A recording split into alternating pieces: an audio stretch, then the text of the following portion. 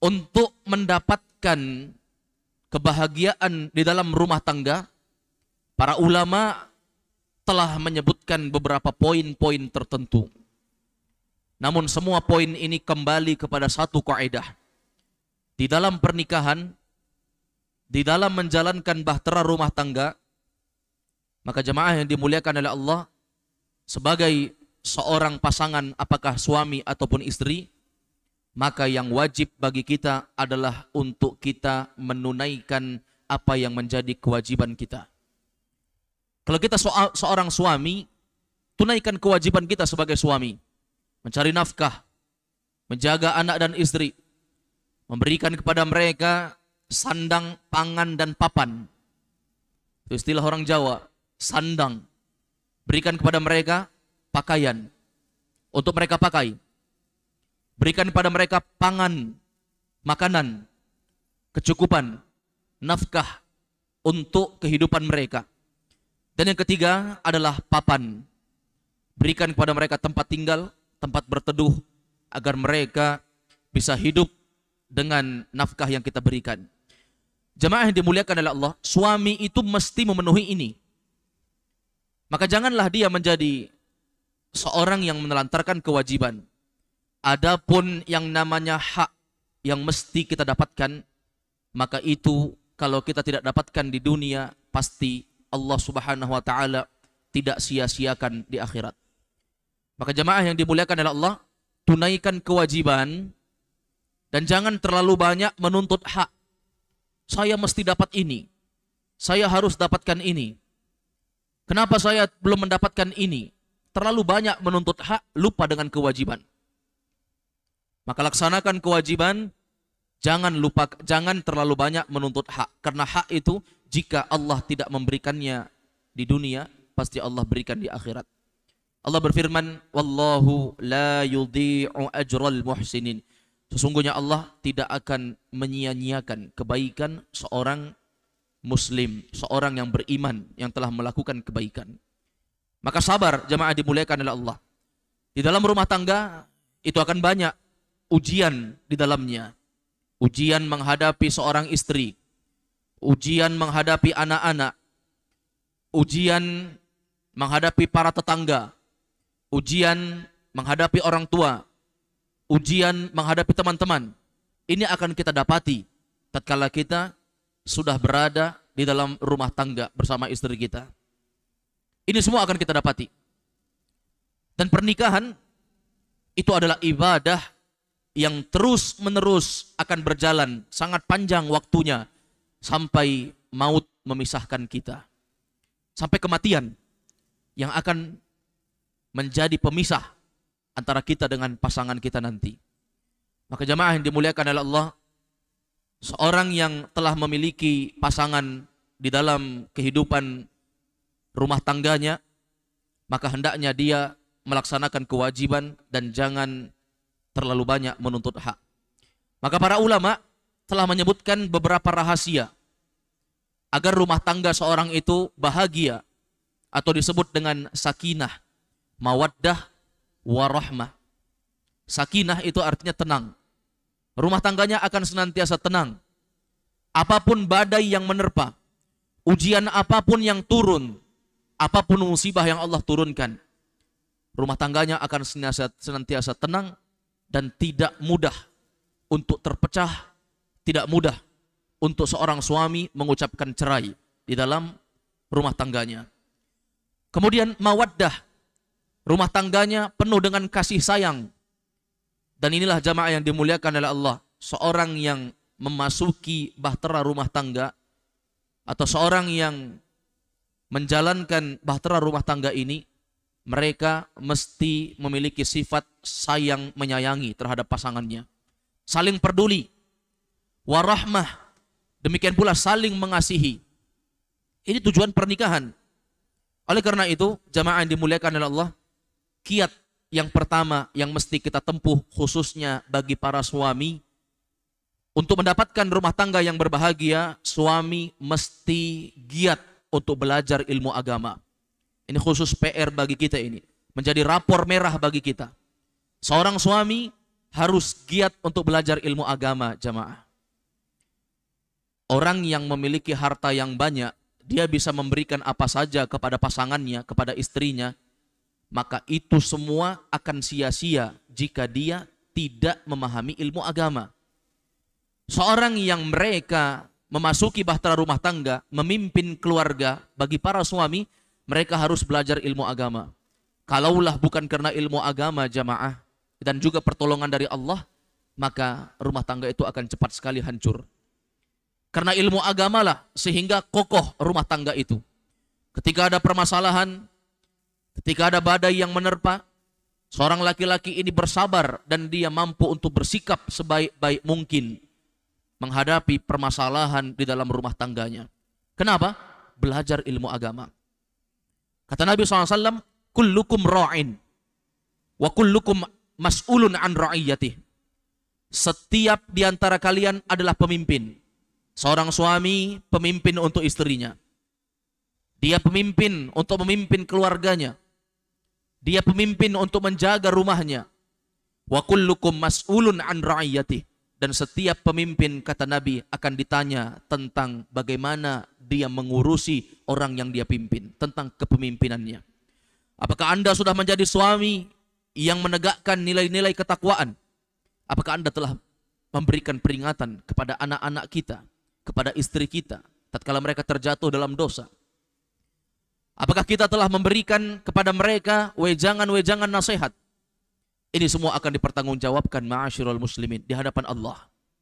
Apalagi kalau kita menjadi sosok yang bermudah-mudahan dan meninggalkan peringatan kepada anak dan istri. Ini musibah sebagian suami, demikian keadaannya. Terkadang jamaah dimuliakan Allah, suami ini sosok yang sangat lemah. Kenapa? Dia lemah keimanannya dan lemah kekuatannya untuk memberikan nasihat kepada anak dan istri. Biarkan saja, istri saya sudah dewasa. Biarkan saja, anak saya sudah dewasa. Toh kalau mereka mau jadi baik, mereka akan sadar sendiri. Karena mereka sudah besar. Tidak seperti itu, jamaah dimuliakan. Anda akan ditanya tentang urusan kepemimpinan ini. Belajar ilmu agama, supaya tidak terlalu mudah ketika ada masalah, sedikit-sedikit ceraikan istri. Rujuk kembali, sedikit-sedikit ceraikan istri. Rujuk kembali, sedikit-sedikit ceraikan lagi. Tidak semudah itu, jamaah. Walaupun sebenarnya kalimat lontaran meminta untuk cerai itu banyak-banyak diucapkan seorang wanita. Tetapi tidak menutup kemungkinan laki-laki yang tidak faham ilmu agama juga terjatuh dalam hal ini. Maka jemaah yang dimuliakan oleh Allah, mintalah permohonan kepada Allah agar kita dikokohkan di atas ilmu agama, belajar ilmu agama, sehingga setiap problematika kehidupan kita di dalam rumah tangga kita mampu untuk menjalaninya sesuai dengan nilai-nilai ketentuan syariat Islam. Bahkan disebutkan oleh Allah Subhanahu wa taala, ya ayyuhalladzina amanu qu anfusakum wa ahlikum nara. Wahai orang yang beriman, jaga diri kalian, kata Allah. Jaga diri kalian, wa ahlikum, jaga keluarga kalian, nara, dari api neraka. Bagaimana bisa kita menjaga diri kita, menjaga diri keluarga kita, menjaga anak dan istri kita, kalau kita tidak mampu untuk mempelajari ilmu agama? Belajar ilmu agama, jamaah. Belajar tentang tata cara sholat yang benar. Belajar tentang tata cara membaca Al-Quran. Belajar bahasa Arab. Belajar Quran dan hadis. Belajar akidah. Belajar fiqih. Belajar seluruh ilmu agama. Pelajari. Karena dengan itu semua, itu akan menjadi wejangan yang akan meluruskan jalan kita tatkala kita mendapatkan badai yang menerpa di dalam rumah tangga kita. Kemudian ma'asyiral muslimin, tentang permasalahan mempelajari ilmu agama. Jangan lupa, dengan ilmu yang kita dapatkan, amalkan, ajarkan kepada anak dan istri kita. Di antara bentuk pengajaran terhadap istri, jamaah dimuliakan oleh Allah, biasakan mereka untuk berada di atas ketaatan. Ingatkan istri, kalau keluar rumah menggunakan hijab, menggunakan jilbab. Jangan keluar rumah dengan menampakkan aurat. Ajak istri untuk belajar ilmu agama. Ajak mereka untuk menegakkan sholat malam. Kata Nabi SAW, rahimallahu rajulan qama minal layli fasalla wa ayqadha imra'atahu fasallat fa in abat nadha fi wajhihal ma. Sungguh Allah akan memberikan rahmat. Semoga Allah memberikan rahmatnya kepada seorang suami. Yang suami ini bangun di malam hari. Dia bangun. Untuk apa? Untuk sholat. Wa ayqadha imra'atah. Setelah itu dia bangunkan istrinya. Dia bangunkan istrinya. Fasalla, suami ini pun sholat, kemudian istrinya pun ikut sholat. Fa'in aba, kalau dia dibangunkan untuk sholat tidak mau. Fa'in abad, kalau dibangunkan sholat tidak mau. Nadhaha fi wajhihal ma. Kata Nabi, percikkan air ke wajah mereka. Itu bentuk penjagaan suami. Ya, ajak mereka sholat. Makanya kalau kita sholat, jangan sholat sendiri. Ajak istri, ayo sholat. Ya, justru Nabi mengatakan kalau mereka tidak mau bangun, percikkan air ke mukanya. Dan itu ma'asyiral muslimin, bentuk memperingatkan istri bahwa yang melakukan ketaatan itu jangan hanya suami saja, tetapi ajak istri. Kalau kita misalnya mau ikut ta'lim, majelis ilmu sebentar malam misalnya, ajak juga istri, ajak anak-anak, sehingga semuanya mendengarkan nasihat ilmu agama. Kemudian ma'asyiral muslimin, untuk mengajarkan sesuatu kepada anak-anak, ajarkan anak-anak kita sholat. Itu bentuk peringatan itu. Itu bentuk penjagaan kita kepada anak dan istri kita. Ajak anak-anak kita sholat. Kata Nabi SAW, muru auladakum bis sholah wahum abna sab'i sinin. Perintahkan anak kalian sholat, kata Nabi, saat mereka berusia 7 tahun. 7 tahun jamaah diperintahkan untuk sholat. Belum wajib. 7 tahun itu belum wajib sholat. Anak kecil yang berusia 7 tahun belum wajib sholat. Karena itu belum kategori baligh. Seorang yang wajib sholat itu kalau dia sudah baligh. Tapi pengajaran di sini bentuknya adalah tarbiyah, pendidikan, pengajaran. Supaya anak-anak itu terbiasa. Apalagi kalau anak kita, bapak-bapak sekalian, sudah tamyiz, sudah mengerti. Kalau diingatkan, nak, nanti kalau sampai masjid, jangan bicara, jangan cerita, jangan lihat kiri dan kanan, apalagi lari-lari. Jangan. Fokuskan pandangan ke tempat sujud, nak. Sampai masjid, anaknya ikut. Itu namanya sudah tamyiz. Ajak dia. Supaya dia biasa mendengarkan bacaan imam. Supaya dia biasa melihat gerakan sholat. Ini jamaah, bentuknya. Bentuk pengajaran yang diajarkan oleh Nabi. Muru auladakum bis sholah wahum abna'u sab'i sinin. Perintahkan anak kalian untuk sholat saat mereka masih berusia 7 tahun. Wadribuhum 'alaiha wahum abna'u 10 sinin. Dan pukullah mereka kalau mereka sudah berusia 10 tahun tapi mereka tidak mau sholat. Ini ma'asyiral muslimin, orang yang sudah 10 tahun boleh untuk dipukul kalau mereka tidak mau sholat. Tentunya pukulan di sini adalah pukulan-pukulan pendidikan. Ini kiat yang pertama. Sehingga rumah tangga itu bahagia dengan pendidikan seorang suami yang terdidik dengan ilmu agama, istri yang dididik dengan ilmu agama, dan anak-anak yang tidak jauh dari ilmu agama. Coba lihat, kalau kita tinggalkan ilmu agama jamaah, tidak akan ada ketenangan di dalam rumah tangga. Itu dijamin. Tidak akan ada ketenangan. Suami akan muak ketika melihat istri. Kenapa? Karena suami tidak memiliki dasar ilmu agama, istrinya juga bersikap karena dia tidak memiliki ilmu agama. Suami tidak suka dengan istri, istri tidak suka dengan suami. Tidak ada 3 sifat yang ada dalam pernikahan. Ya, tidak ada sakinah, ketenangan, tidak ada rahmah, tidak ada kasih sayang, tidak ada mawaddah, tidak ada saling mengasihi. Kemudian jamaah dimuliakan oleh Allah, kiat yang kedua untuk mendapatkan rumah tangga yang berbahagia, khusus bagi para suami, jangan menelantarkan untuk memberikan nafkah kepada istri. Jangan. Banyak-banyak perceraian, bapak-bapak sekalian, itu gara-gara suami menelantarkan apa yang mestinya dia lakukan, yaitu memberikan nafkah. Suami itu kewajiban mereka untuk memberikan nafkah. Dan nafkah itu ada 2, ma'asyiral muslimin. Nafkah yang pertama ada namanya nafkah zahir. Kita berikan kecukupan berupa materi kepada mereka, kecukupan uang, kecukupan harta, kita berikan makanan, kita cukupi semua kebutuhannya. Itu nafkah yang pertama. Nafkah zahir, nafkah yang nampak. Yang kedua, ada namanya nafkah batin. Nafkah batin ini jamaah sekalian bentuknya sesuatu yang tidak kelihatan, tetapi itu adalah kewajiban. Seperti jamaah dimuliakan oleh Allah, nafkah batin bentuknya kita menemani istri kita, mendengarkan curhatnya, mendengarkan pembicaraannya, mendengarkan keluh kesahnya, seharian mengurusi rumah, seharian mengurusi anak-anak. Dengarkan. Para suami zaman sekarang tidak peduli. Intinya saya sudah memberikan nafkah zahir, tapi apa? Dia nggak pernah dengarkan apa keluh kesah istrinya.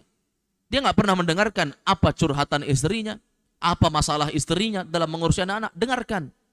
Kenapa? Karena itu bentuk nafkah batin. Sehingga rumah tangga itu akan menjadi kokoh dengan apa?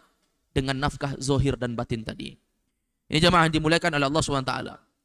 Contoh nafkah yang banyak ditelantarkan para suami, dan ini menjadi rapor merah bagi para suami, ya, yaitu apa? Tentang nafkah zohir. Banyak-banyak para suami, mereka menelantarkan nafkah zohir. Mereka hanya menuntut hak. Mana kewajibanmu sebagai istri? Saya berhak untuk dilayani. Itu saja yang dia inginkan. Tapi apa? Mereka lupa untuk memberikan nafkah secara zohir. Oleh karena itu pernah terjadi di zaman Nabi, jamaah sekalian, ada seorang wanita, yang wanita ini dia pernah melaporkan sikap suaminya kepada Nabi. Apa dia bilang kepada Nabi? Ya Rasulullah, sesungguhnya suamiku adalah seorang yang sangat bakhil, sangat pelit. Dia bukan tidak punya harta. Beda halnya kalau suami kita nggak punya harta, beda. Tetapi ini suaminya punya harta, banyak hartanya. Tetapi jamaah sekalian, suaminya bakhil. Bakhil itu artinya kikir. Ya, orang Makassar bilang apa? Gili atau caka. Ya, seke, pelit. Dia punya sesuatu tapi tidak mau memberikan. Punya tapi tidak mau memberikan, jamaah. Kikir. Maka wanita ini mengeluhkan, ya Rasulullah, suamiku kikir padahal punya. Pertanyaan saya satu, ya Rasulullah. Apakah boleh saya mengambil harta suami saya tanpa ada izin dari dia, tanpa sepengetahuannya? Akhirnya istrinya ini bertindak, jamaah. Dia mau mengambil harta suaminya tanpa izin. Karena suaminya punya tapi tidak mau memberi. Ini kan kita bisa memahami di sini bahwa suaminya itu punya. Buktinya apa? Istrinya bertanya, saya mau mengambil tanpa izin, berarti punya tapi tidak mau memberi. Tapi kata Nabi SAW apa? Kata Nabi, khudhi min malihi bil ma'ruf ma yakfiki wa yakfi banik. Silahkan engkau ambil harta suamimu tanpa sepengetahuannya, tapi ingat dengan cara yang baik. Ma yakfiki wa yakfi banik. Cara yang baik itu seperti apa? Apa yang mencukupkan dirimu dan mencukupkan untuk kebutuhan anak-anakmu. Jadi boleh diambil tanpa izin suami ini. Tanpa izin suami. Selama dia mengambil dengan cara yang halal. Maksudnya apa? Dia ambil sesuai dengan kadar kebutuhan dia. Kebetulan wanita ini sedang mau makan bakso misalnya. Kebetulan tukang bakso lewat. Setelah itu apa? Dia mau membeli, tidak punya uang. Suaminya kalau diminta pasti tidak kasih. Maka dia ambil uang suaminya sekedar mencukupi kebutuhan dia dan kebutuhan anak-anaknya. Terkadang hal yang seperti ini suami nggak peduli, jamaah. Terkadang sebagian suami, pokoknya saya berikan kebutuhan ini untukmu. Dia nggak bisa bedakan wanita haid dengan wanita yang tidak haid, itu kebutuhannya berbeda. Orang yang tidak haid mungkin saja cukup diberikan kepada dia jajan dengan total sekian. Kecukupan dengan total sekian. Tapi kalau dia sedang haid, bisa jadi dia memiliki keinginan-keinginan yang lebih. Dia ingin untuk membeli pembalut misalnya, nah itu butuh biaya lebih. Dia ingin untuk membeli makanan sesuatu yang dia inginkan. Karena orang yang haid itu, mereka tidak seperti kebiasaan sedia kalanya. Berbeda. Kemudian juga wanita yang hamil. Wanita yang hamil itu beda, jamaah. Ya, beda sikapnya dengan wanita yang tidak hamil. Maka kecukupan kepada mereka harus lebih ekstra. Suami harus perhatikan. Oh, pokoknya kan kita sudah setujui, saya beri seperti ini saja, tidak boleh lebih. Nah, itu keliru. Di antara bentuk nafkah itu, kita memperdulikan apa keluh kesah mereka, apa yang menjadi kebutuhan mereka, berikan itu. Kemudian yang ketiga, jamaah yang dimuliakan oleh Allah, atau yang berikutnya, tentang hal yang banyak ditelantarkan oleh para suami, yaitu tentang memberikan makanan. Terkadang kita sebagai suami ketika di luar memakan makanan yang enak. Apakah kita pernah bertanya apa yang dimakan oleh anak dan istri kita? Apa yang mereka makan? Kebanyakan para suami justru mereka memanjakan dirinya dengan membeli makanan di luar saat bekerja. Tetapi ma'asyiral muslimin, mereka lupa bahwa istri dan anaknya memakan sesuatu, bahkan mereka tidak makan. Sesuatu yang kurang, bahkan mereka tidak memiliki makanan. Makanya kata Nabi SAW, Di antara hal yang mesti dilakukan oleh suami, an tut'imaha idza ta'imta. Hendaknya suami itu memakan sesuatu sesuai dengan yang dimakan oleh istrinya. Dia berikan makanan kepada istrinya sesuai dengan apa yang dia makan. Jadi jamaah, kalau kita misalnya singgah pulang kerja, makan sesuatu, ya, maka belikan juga istri kita makan yang seperti itu. Jangan biarkan mereka makan yang tidak enak, sementara kita di luar makan enak. Jangan. Itu bentuk kewajiban yang mesti kita lakukan. Wa antaksuha idak tasaita. Hendaknya kalian belikan mereka pakaian sesuai dengan pakaian yang kalian beli. Hari ini Lebaran, saya mau beli baju baru. Maka istri kita jangan kita lupakan untuk beli. Maka ma'asyiral muslimin, tunaikan kewajiban, jangan terlalu banyak untuk menuntut hak. Dahulukan mereka.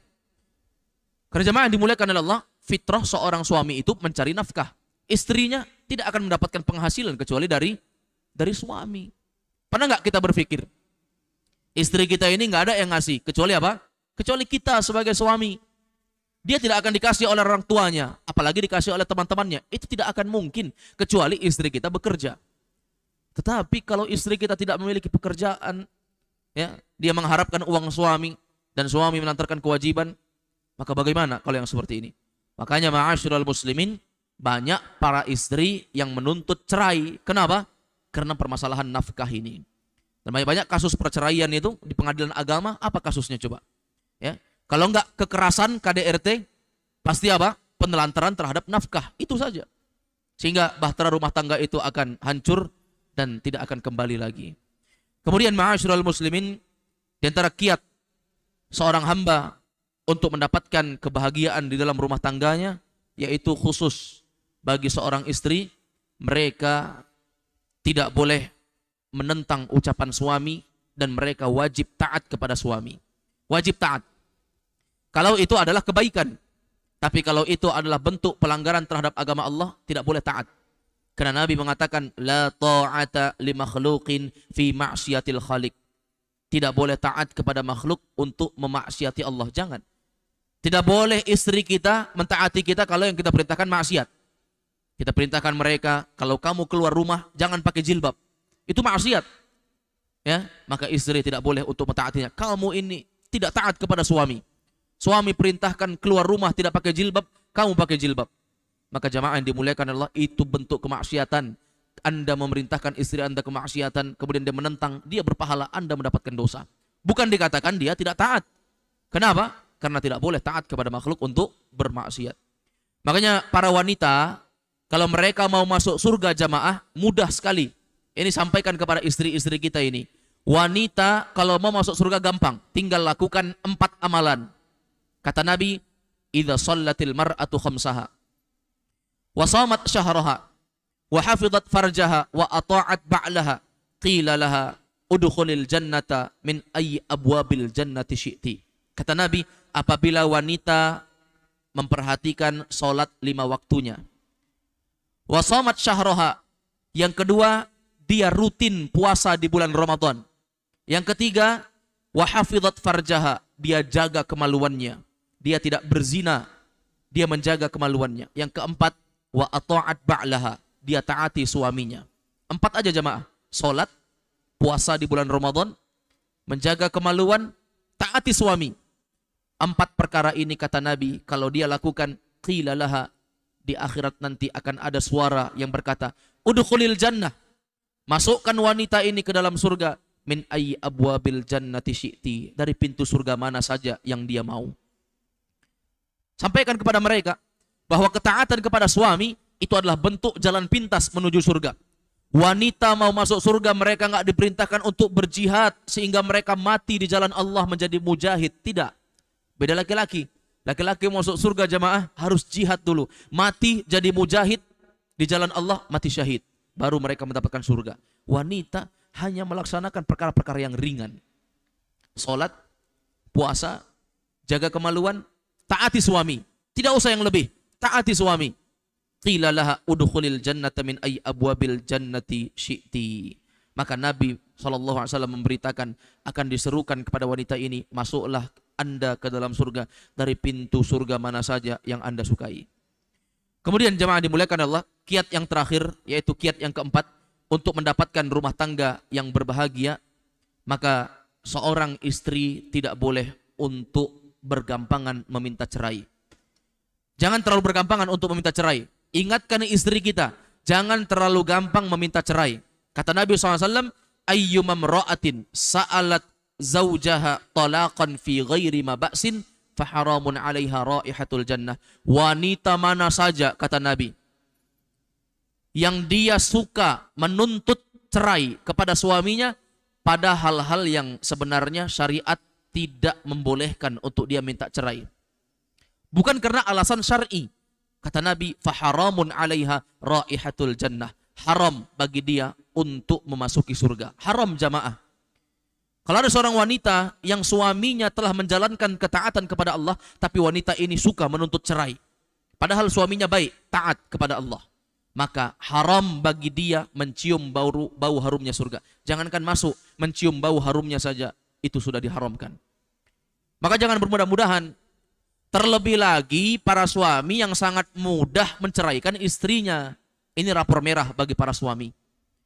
Karena wanita saja mereka tidak diperbolehkan untuk bergampangan meminta cerai. Apalagi seorang laki-laki yang terlalu mudah menceraikan istrinya. Jangan. Jamaah sekalian yang dimuliakan oleh Allah Subhanahu wa taala. Tahu tidak?